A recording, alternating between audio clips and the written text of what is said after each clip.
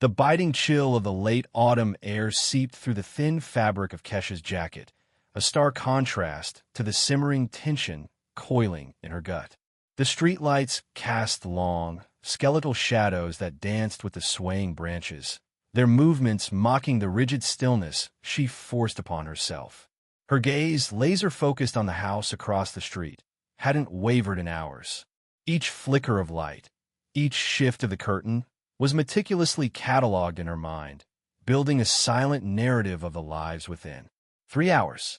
3 agonizing hours spent balancing the suffocating boredom of surveillance with a razor-sharp awareness of her precarious position. Alone, deep undercover, in a city that felt increasingly hostile. A single mistake could unravel everything. The sudden flash of red and blue in her rearview mirror tightened the knot in her stomach. Not now. Not when she was so close. She watched, her breath held captive in her chest, as the police cruiser pulled up behind her, boxing her in. A wave of frustration washed over her. This was not part of the plan. This was a complication she couldn't afford.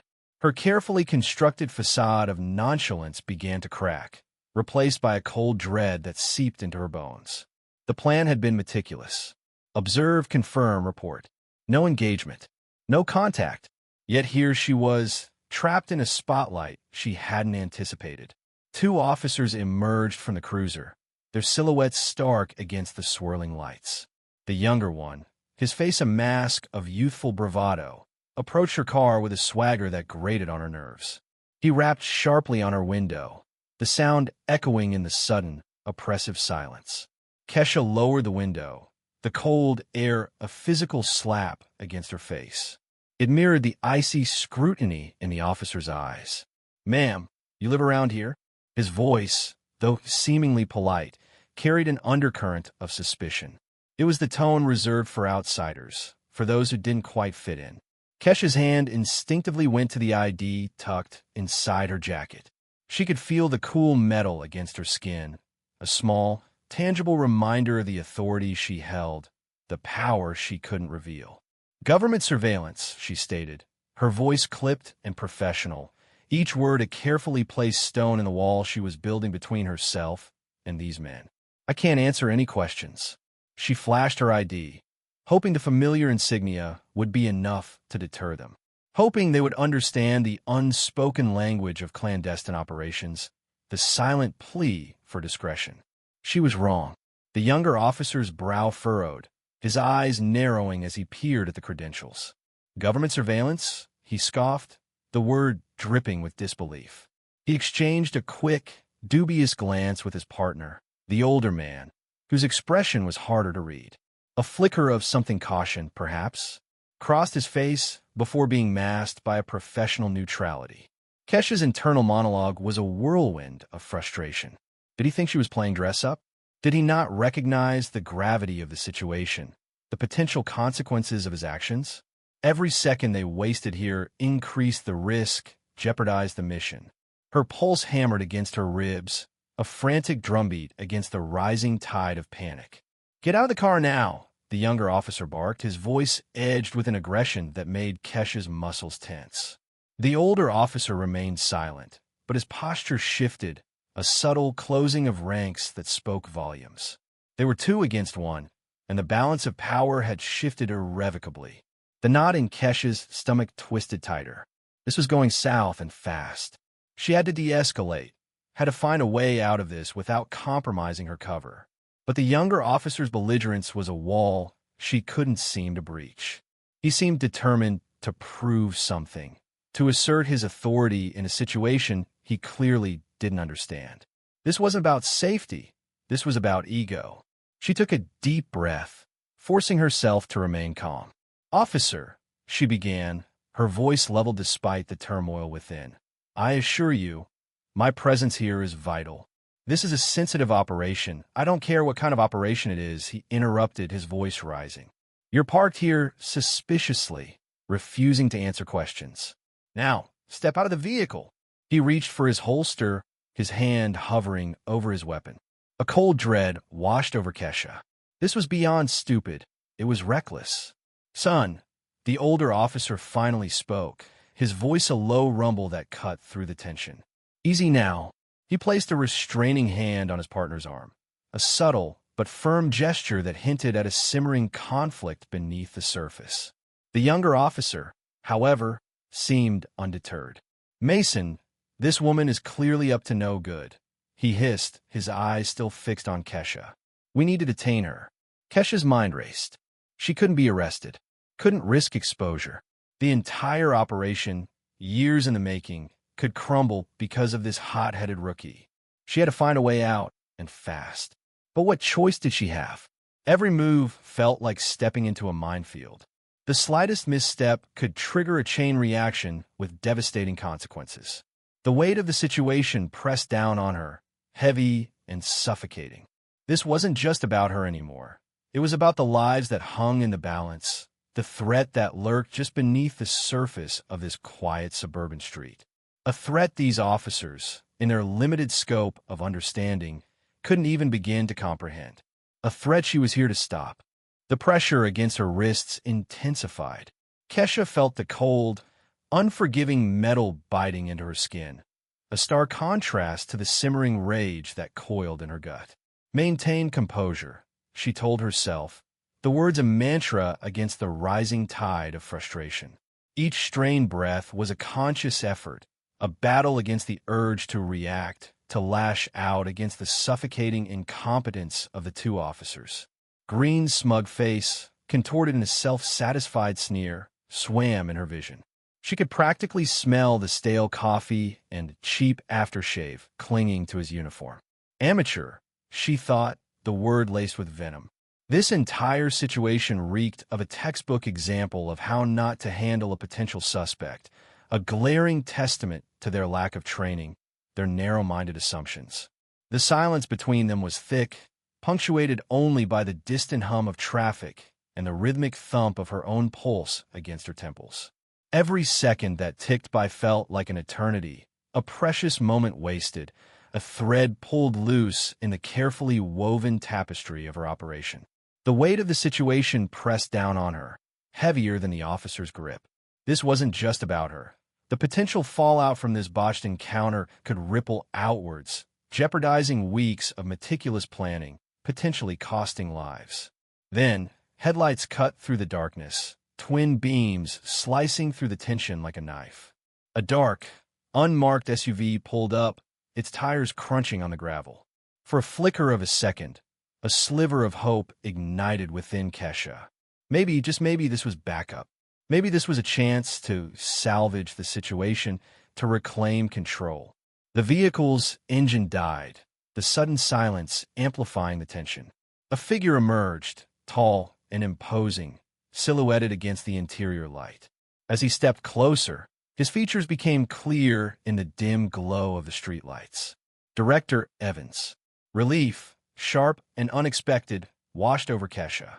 It was a fragile thing, easily shattered, but in that moment, it was enough. She watched as Evans' gaze swept over the scene, taking in the two officers, their hands still clamped on her arms, the barely concealed suspicion etched on their faces. His expression was unreadable, a mask of controlled fury. "Release her now," Evans commanded, his voice low and dangerous, a rumbling tremor that sent a shiver down Kesha's spine. Green hesitated, a flicker of defiance in his eyes. "Sir, this woman," he began, but Evans cut him off, his voice rising in a crescendo of barely contained rage. "She's a CIA officer, you imbecile. Do you have any idea what you've done? You just blew a surveillance operation tied to an illegal arms trade stretching across 4 states. The words hung in the air, heavy with implication. Kesha felt a cold dread creep into her heart. 4 states. This was bigger than she'd initially imagined, far more complex and dangerous. The small-time dealer she'd been tracking was just a pawn in a much larger game, a single cog in a vast, intricate machine. The realization hit her like a physical blow, stealing the air from her lungs. She'd been so focused on the immediate threat, on completing her objective, that she'd failed to see the bigger picture. Green's face paled, the bravado draining away. replaced by a look of stunned disbelief. Mason, his partner, seemed to grasp the gravity of the situation more quickly. His eyes, previously narrowed in suspicion, now widened in understanding, perhaps even fear.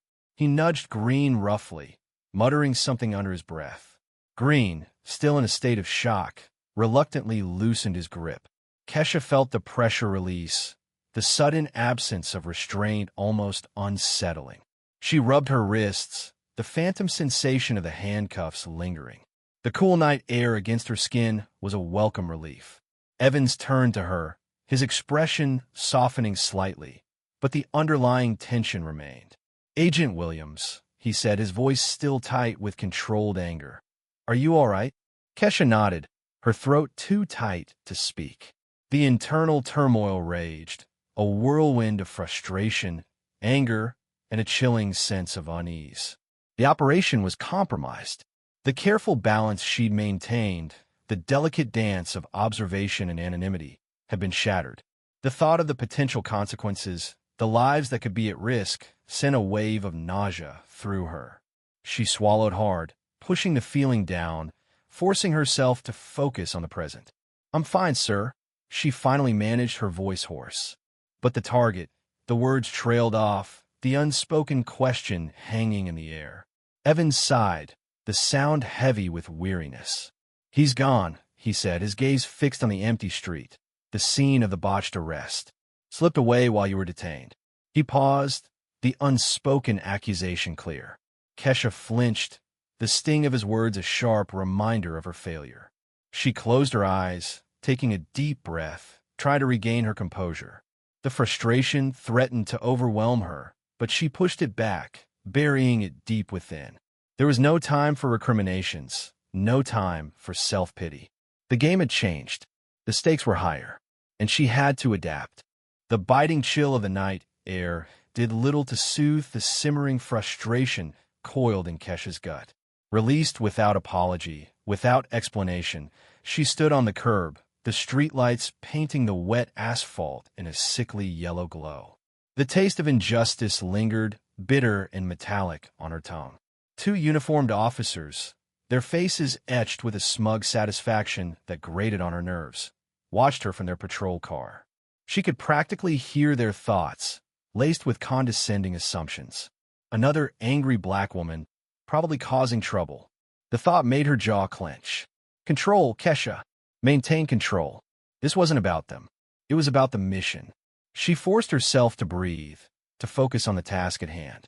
Her gaze, sharp and unwavering, remained fixed on the target house. Hours of painstaking surveillance, hours of suppressing the urge to act, and for what? To be treated like a common criminal by two incompetent. The internal tirade threatened to boil over, but she tamped it down. Not now. Not yet. There would be a reckoning, she promised herself, a time for explanations and consequences. But not now. Then movement. A flicker of a shadow against the drawn curtains of the second-floor window. Her pulse quickened, a thrum of adrenaline against the backdrop of her simmering anger. He was there, the target. Finally, a few minutes later, the front door opened, spilling a wedge of warm light onto the porch. A figure emerged, the silhouette unmistakable even in the dimness. He moved quickly, with a furtive glance over his shoulder, heading towards the narrow alley that ran behind the row of houses. This was it, the moment she had been waiting for. Confirmation, and now action. Kesha melted into the shadows, her movements fluid and silent, years of training taking over. She allowed him to gain a small lead, keeping him in her sight line as he disappeared into the darkness of the alley. The air in the narrow passage was thick with the smell of damp earth and decaying leaves. The rhythmic thud of her own heartbeat echoed in her ears. The hunt was on. He moved swiftly, clearly anxious to disappear. But he was no match for her. She closed the distance, her steps measured and precise, her hand hovering over the small, powerful flash beacon clipped to her belt. This close, she could hear his ragged breathing, the soft scuff of his shoes on the uneven ground. Time to end this. She raised the beacon, thumbing the activation switch. A blinding burst of light erupted in the alley, momentarily disorienting him. He stumbled, shielding his eyes with his hands, a strangled cry escaping his lips. It was then she moved, closing the remaining distance in a heartbeat. A swift, calculated move, and she had him pinned against the damp brick wall, her forearm pressing against his throat. "Stop! Federal agent!"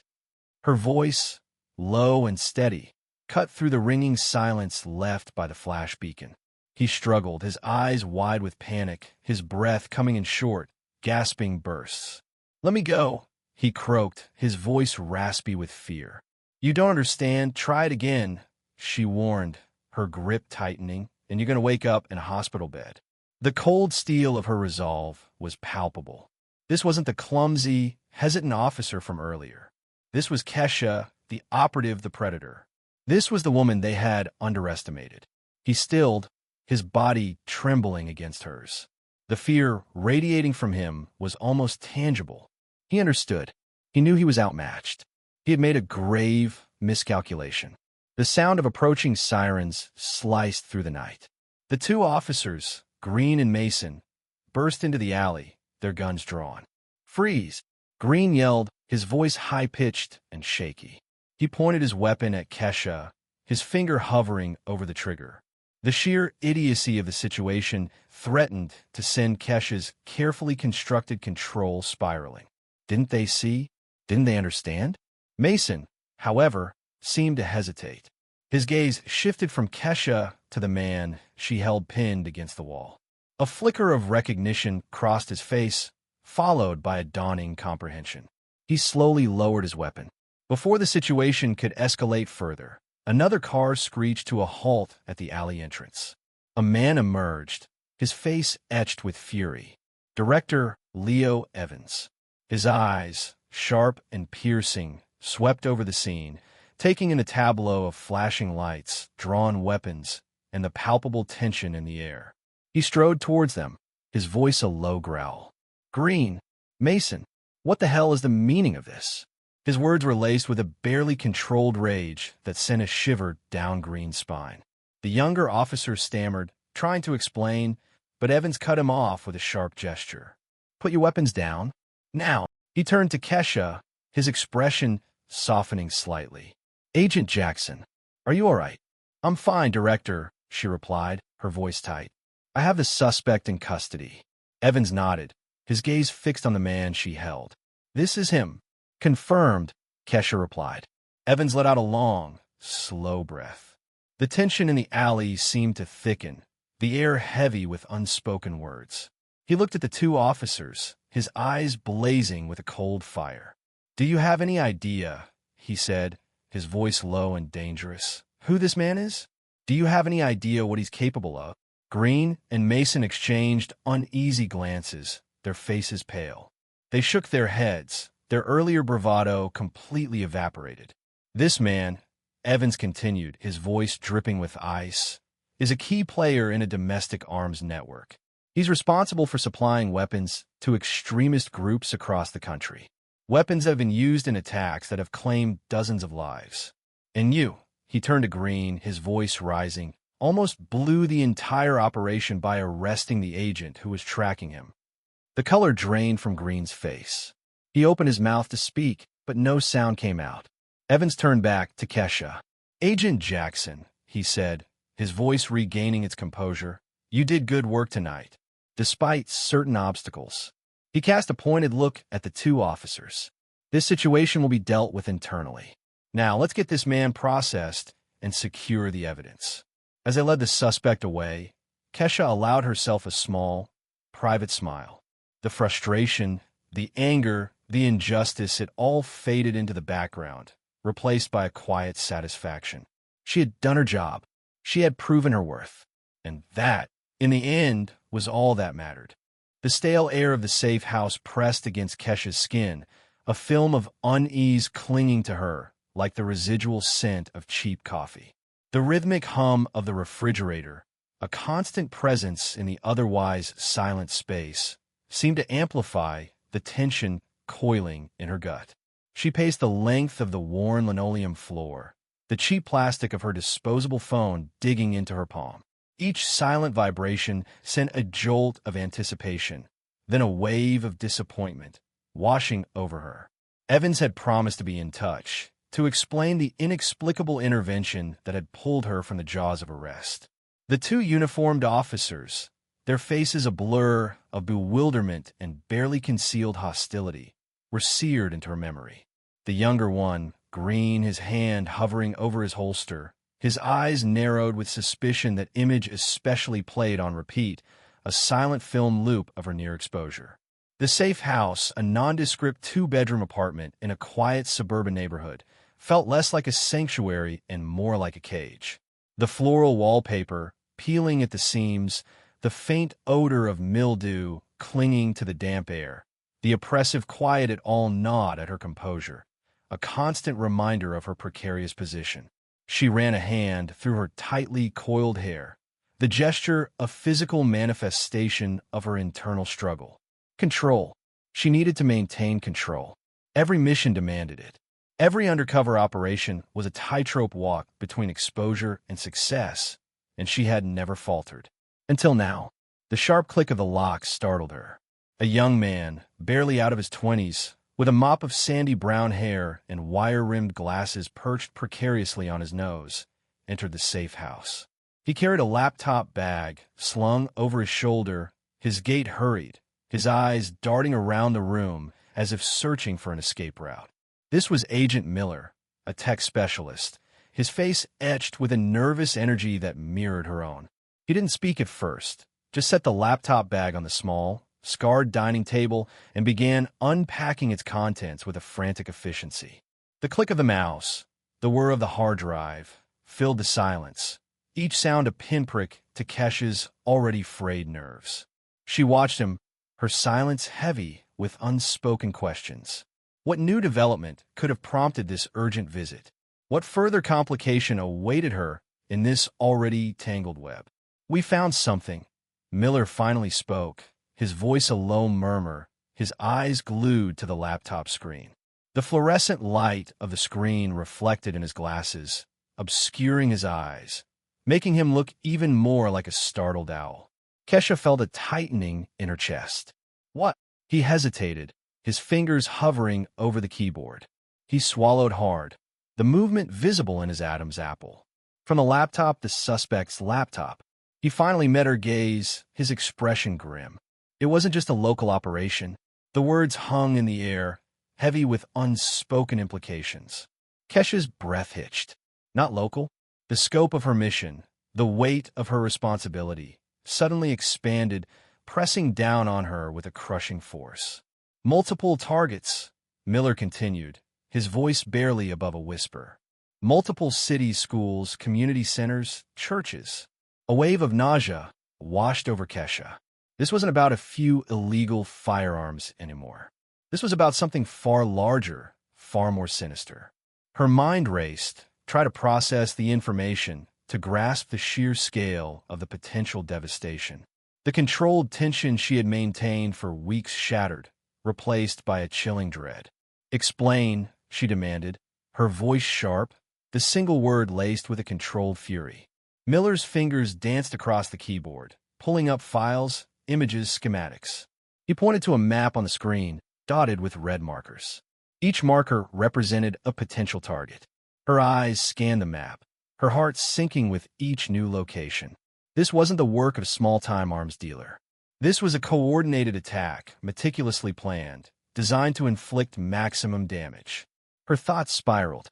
The near arrest, the intervention by Evans had all clicked into place. They hadn't just saved her from exposure. They had prevented a catastrophic security breach. If those officers had taken her into custody, if they had confiscated her belongings, if they had accessed the information she carried, the consequences were unthinkable. The hum of the refrigerator seemed to grow louder, the stale air thicker. Kesha felt a cold sweat prickling her skin. The mission had just become infinitely more complex, more dangerous. Her carefully constructed facade, her meticulously crafted identity, suddenly felt like paper-thin armor against the storm that was brewing. She had been so focused on her immediate objective, on confirming the presence of one man, that she had failed to see the larger picture, the true scale of the threat. The silence in the safe house was broken only by the clicking of the keyboard and Miller's hushed explanations. But inside Kesha's mind, a storm raged. Fear, anger, and a chilling sense of responsibility warred within her. The weight of the lives at stake, the knowledge that she was the only one who could stop this, pressed down on her with the force of a physical blow. The initial frustration at the near arrest was replaced by a grim realization. She had been playing a small game while a much larger, more deadly game was unfolding around her. And now, the stakes were higher than she could have ever imagined.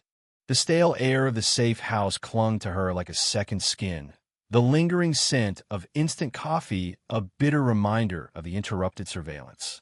Kesha paced, the worn floorboards creaking a rhythmic counterpoint to the frantic drumbeat of her pulse.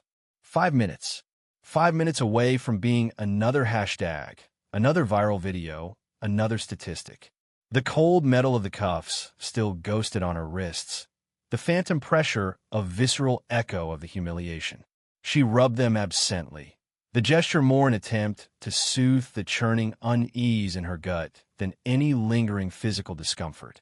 The mission, the meticulous planning, the weeks of careful observation, all of it nearly unraveled by 2 overzealous cops and a nosy neighbor. The irony wasn't lost on her. Trained to navigate the treacherous landscapes of international espionage, she'd been undone in her own backyard. The harsh fluorescent lights of the police station interrogation room were still burned into her retinas. Green's smug face, Mason's initial suspicion slowly morphing into something resembling understanding the memory played on a loop in her mind. She'd seen that look before, in the eyes of officials in foreign countries, a mixture of condescension and mistrust masked by a veneer of official procedure. But nothing, absolutely nothing, felt like being handcuffed in your own country, on your own soil, simply because someone decided you didn't belong. The exhaustion was a physical weight pressing down on her, a culmination of the adrenaline crash and the deep-seated frustration. Across town, in the sterile environment of his office, Director Evans slammed a fist on the desk, the force of the blow rattling the framed commendations on the wall. The 2 officers stood before him, Green shifting nervously, Mason staring resolutely at the floor. "Do you have any idea?" Evans' voice was low, dangerously calm. "The scale of the operation you almost compromised?" His words hung in the air, thick with unspoken reprimand. "That woman," he gestured sharply, "was 5 minutes away from confirming the location of a weapons cache that could arm a small militia. 5 minutes from preventing a potential domestic terrorist attack." Green opened his mouth to speak, but Evans cut him off with a raised hand. "I don't want to hear your excuses, Officer Green. Your assumptions, your prejudices, almost cost us everything." He turned his gaze to Mason. "And you, Mason, you're supposed to be the seasoned one. You should have known better." Mason's silence was heavy with regret. He'd seen the look in Kesha's eyes, the controlled fury, the simmering frustration. He'd recognized it, a mirror of the emotions he'd wrestled with during his own time undercover. He'd allowed Green's brashness, his eagerness to prove himself, to cloud his judgment. He should have pulled rank sooner. He should have trusted his instincts. He thought of his own daughter, a bright young woman navigating a world increasingly hostile to those who dared to be different. He'd failed Kesha, and in doing so, he felt he'd failed his own child. Back in her modest suburban home, Mrs. Henderson, the neighbor, fussed over her wilting petunias. The rhythmic snip of her gardening shears a stark contrast to the turmoil that had recently unfolded on her quiet street. She replayed the events of the evening, the unfamiliar car, the woman she'd deemed suspicious, the hurried call to the police. Now, knowing the truth, a wave of guilt washed over her. The woman, Kesha, had been protecting them, and she, in her fear and ignorance, had called the cops on her. The shame was a bitter pill to swallow. She had wanted to feel safe, to protect her community, but her actions had nearly caused irreparable harm. She closed her eyes, the image of Kesha's face, framed by the flashing police lights, imprinted on her mind. She knew she couldn't undo what she'd done, but she could learn from it. She could be better. Evans offered Kesha the opportunity to file a formal complaint, the words laced with genuine apology and barely concealed rage. She considered it, the image of Green's smirking face flashing before her eyes. But the weariness was profound, a bone-deep exhaustion that went beyond the physical. She knew the system. She knew the bureaucracy would protect them. The endless paperwork, the internal investigations, the inevitable slap on the wrist, it wasn't worth it.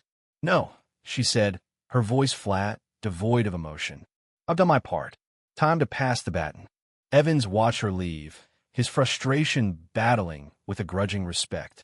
He knew the toll this kind of work took, the sacrifices made, the silent battles fought.